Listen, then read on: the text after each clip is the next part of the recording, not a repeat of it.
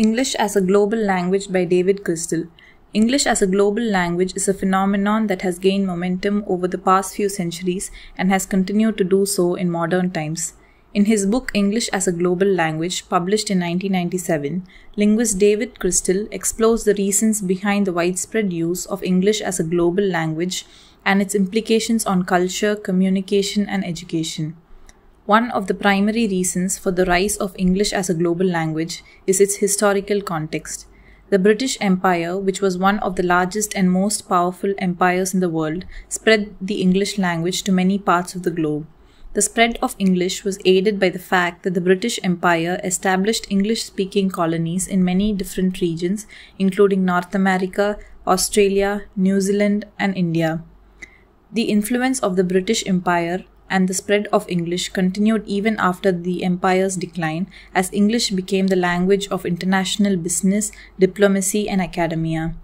Another reason for the widespread use of English is its flexibility and adaptability.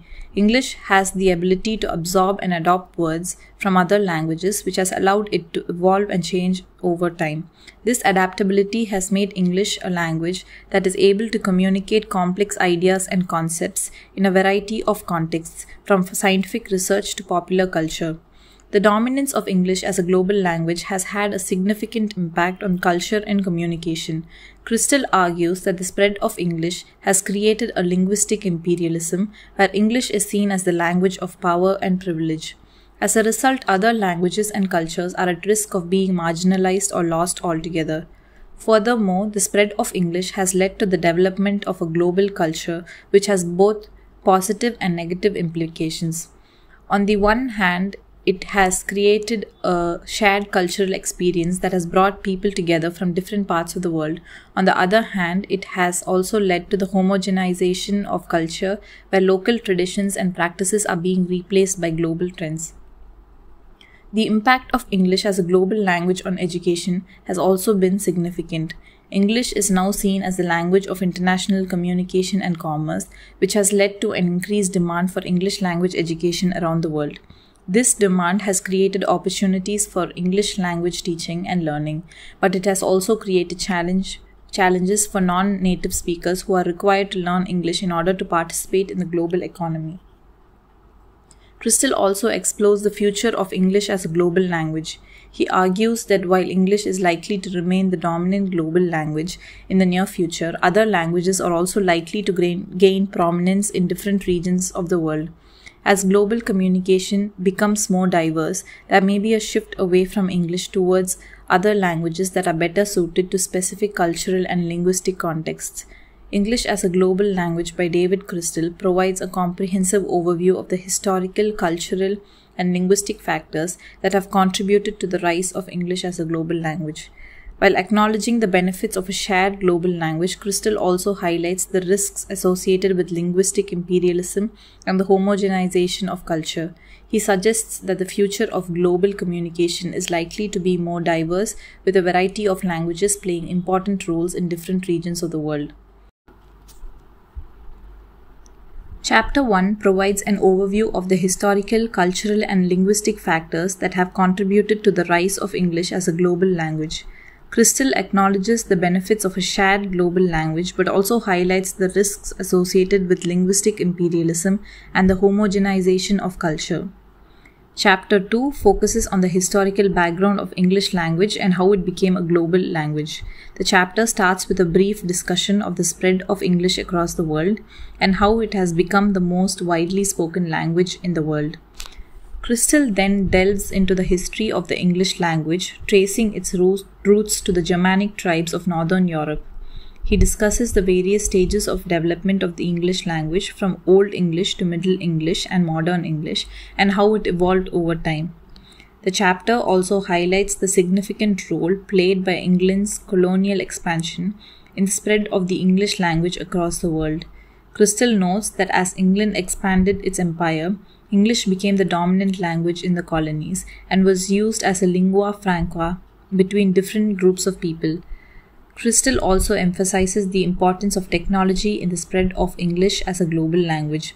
He discusses how advancements in communication technology, such as the internet, have made it easier for people around the world to communicate in English. The chapter concludes with a discussion of the future of the English language as a global language. Crystal notes that while English is currently the dominant language in the world, it faces competition from other languages such as Chinese and Japanese.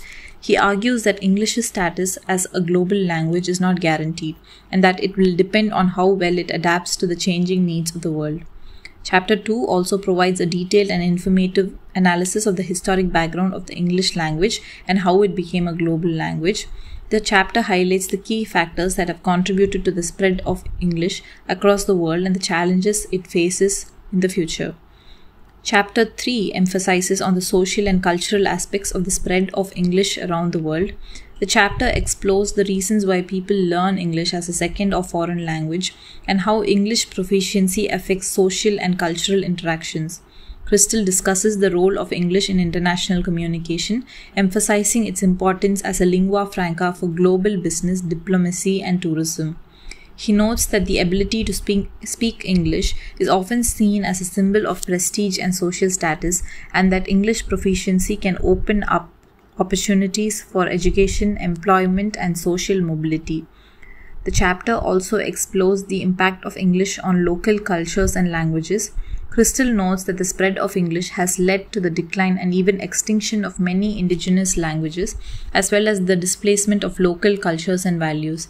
He argues that while English can facilitate communication and understanding between different cultures, it can also promote cultural homogenization and erode linguistic diversity. Crystal also discusses the phenomenon of English as a global culture, in which English language, media, literature, and popular culture exert a powerful influence on global trends and values. He notes that while English language media can provide a window into other cultures, it can also promote a homogenized global culture that prioritizes Western values and perspectives.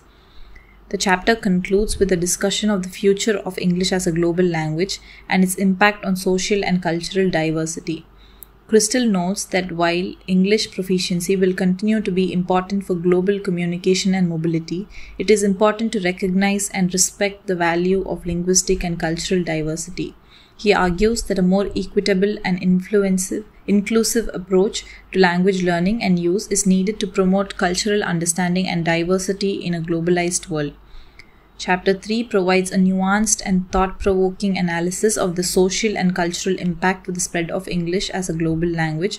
The chapter highlights the opportunities and challenges that come with English proficiency and emphasizes the need for a more diverse and inclusive approach to language learning and use.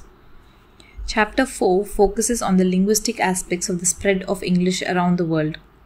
The chapter explores the various ways in which English has adapted and changed as it has spread to different regions and cultures, and impact of these changes on the English language itself.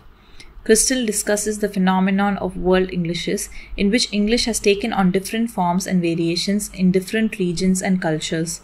He notes that the emergence of world Englishes is a natural and inevitable consequence of the spread of English around the world, and that it reflects the diversity and richness of the English language. Crystal also discusses the impact of English on other languages, noting that the spread of English has led to the borrowing and incorporation of English words and structures into other languages. He notes that while these borrowings can enrich and expand the vocabulary of other languages, they can also lead to the erosion of local languages and cultures. The chapter concludes with a discussion of the future of English as a global language and the potential for continued linguistic diversity and adaptation. Crystal argues that the ongoing evolution and diversification of English is inevitable and necessary, and that a more inclusive and diverse approach to language learning and use is needed to promote linguistic and cultural diversity in a globalized world. Chapter 4 provides a fascinating and informative analysis of the linguistic aspects of the spread of English as a global language. The chapter highlights the diversity and richness of world Englishes and emphasizes the importance of recognizing and respecting linguistic and cultural diversity in a globalized world. Chapter 5 highlights on the educational aspects of the spread of English around the world. The chapter explores the reasons why English has become the dominant language of international education and the impact of this trend on educational systems and language learning, Crystal discusses the historical and economic factors that have contributed to the rise of English as a language of international education. He notes that the spread of English has been driven in part by the economic and political power of English-speaking countries, as well as the desire of non-English-speaking countries to gain access to international knowledge and resources. The chapter also explores the impact of English on local education systems and language learning. Crystal notes that the dominance of English can lead to the neglect and devaluation of local languages and cultures and can create a disadvantage for non-native English speakers in the global job market. Crystal also discusses the challenges and opportunities of English language education can provide opportunities for social and economic mobility. It can also perpetuate social and economic inequality if access to quality education is limited. The chapter concludes with a discussion of the future of English language education and the potential for more inclusive and equitable approaches. Crystal argues that a more diverse and inclusive approach to language learning and education is needed to promote linguistic and cultural diversity and to ensure that all individuals have access to the benefits of global education and knowledge. Chapter 5 provides a comprehensive and insightful analysis of the educational aspects of the spread of English as a global language. The chapter highlights the challenges and opportunities of English language education and emphasizes the need for a more inclusive and equitable approach to language learning and education in a globalized world. In Chapter 6, Crystal discusses the phenomenon of Englishization, in which English has become a dominant cultural and social force in many parts of the world. He notes that the spread of English has led to the adoption of English-speaking cultural norms and values, as well as the displacement of local cultural practices and traditions. The chapter also explores the impact of English on cultural exchange and understanding. Crystal notes that while English can facilitate global communication and cultural exchange, it can also lead to misunderstandings and misinterpretations due to difference in cultural norms and values. He also discusses the role of English in a popular culture and entertainment, noting that English language media and entertainment have become a dominant force in many parts of the world. He notes that while this can lead to the enrichment and diversification of local cultures, it can also lead to the erosion of local cultural traditions and practices. The chapter concludes with a discussion of the future of English in global culture and society. Crystal also argues that a more balanced and equitable approach to cultural exchange and understanding is needed to promote diversity and respect for local cultures and identities. Overall, Chapter 6 provides a thought-provoking and insightful analysis of the cultural and social aspects of the spread of English as a global language. The chapter highlights the challenges and opportunities of Englishization and cultural exchange and emphasizes the need for a more balanced and equitable approach to cultural exchange and understanding in a globalized world. Chapter 7 explores the impact of English on other languages and language contact, as well as the future of English as a global language. Crystal begins the chapter by discussing the impact of English on other languages, noting that the spread of English has led to increased language contact and borrowing. He notes that English has influenced the vocabulary, grammar, and the pronunciation of other languages, and that many languages have adopted English loanwords and expressions. The chapter also explores the phenomenon of code switching, in which speakers switch between languages or mix languages in their speech. Crystal notes that code switching has become increasingly common in many parts of the world, particularly in multilingual communities where English is a dominant language. The chapter concludes with a discussion of the future of English as a global language. Crystal argues that while English will continue to be a dominant language in the foreseeable future, it will also continue to change and evolve as it interacts with other languages and cultures. To conclude, Chapter 7 provides an insightful analysis of the linguistic aspects of the spread of English as a global language. The chapter highlights the impact of English on other languages and language contact and emphasizes the importance of understanding the role of English as a lingua franca in a globalized world. Criticism. David Crystal's English as a Global Language is a seminal work in the field of linguistics and sociolinguistics. However, it has also been subject to criticism and debates since its publication in 1997. One of the main criticisms of the book is that it focuses too heavily on the spread of English as a global language without considering the impact that this has had on other languages and cultures. Critics argue that the book takes a monolingual perspective and ignores the complex multilingual realities of the world today. They suggest that the book oversimplifies the relationship between English and other languages and fails to account for the political, social, and economic factors that shape language use and language policy. Another criticism of the book is that it presents a somewhat idealized view of English as a neutral and universal language.